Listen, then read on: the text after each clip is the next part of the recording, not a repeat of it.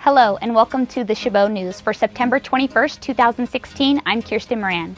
In today's news, we'll have the latest on a 70-year-old man who robbed a bank and how people feel about the new iOS 10 update.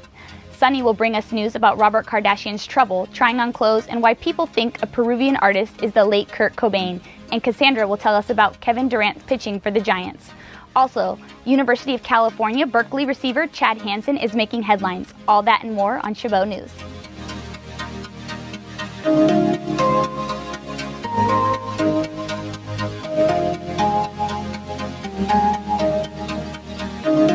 iPhone users around the world are saying that the new iOS update has temporarily disabled phones on their phones and that they need to either connect to iTunes to complete the install.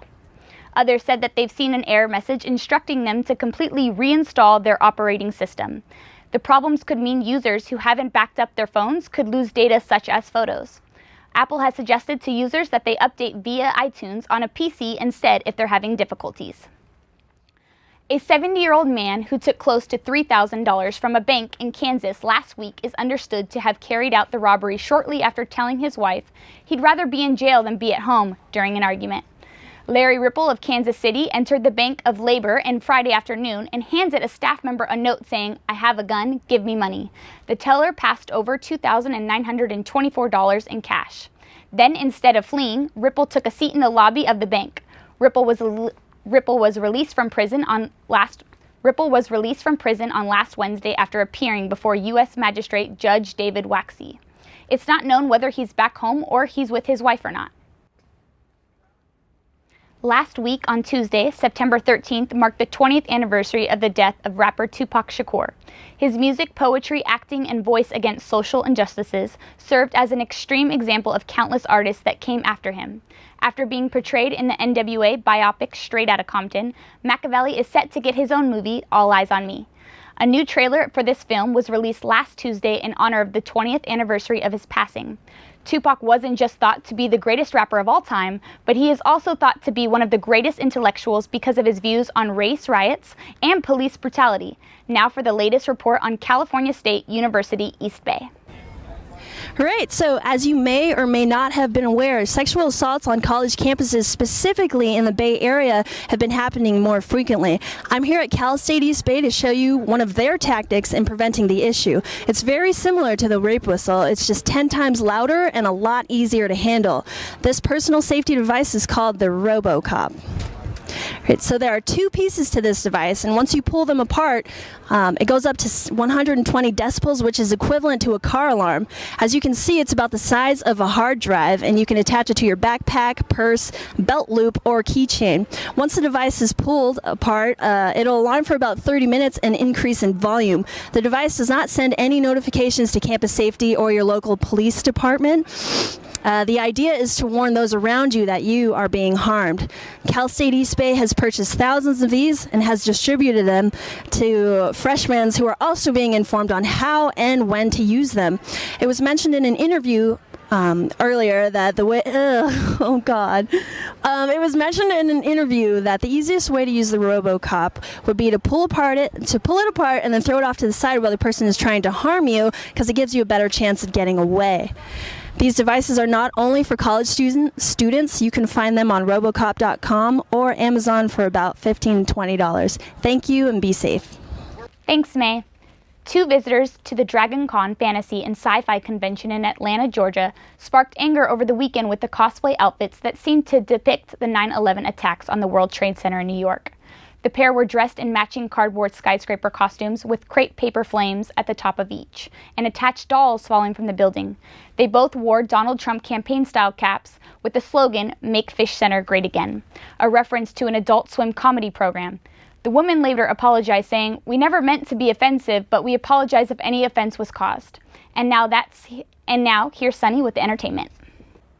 Kurt Cobain died more than 20 years ago, but that fact hasn't stopped conspiracy theorists from claiming the Nirvana singer is alive and well. Oh, and also Peruvian. After a video of Peruvian singer Ramiro Saavedra performing the grunge band's hit, Come As You Are, began recirculating online. The footage was uploaded to YouTube in 2012. People on the internet couldn't help but point out the resemblance between the two men. It should be noted that Saavedra's performance took place on the impersonation competition show called Yo Soy, which is Spanish for I am. He was literally trying to impersonate Cobain.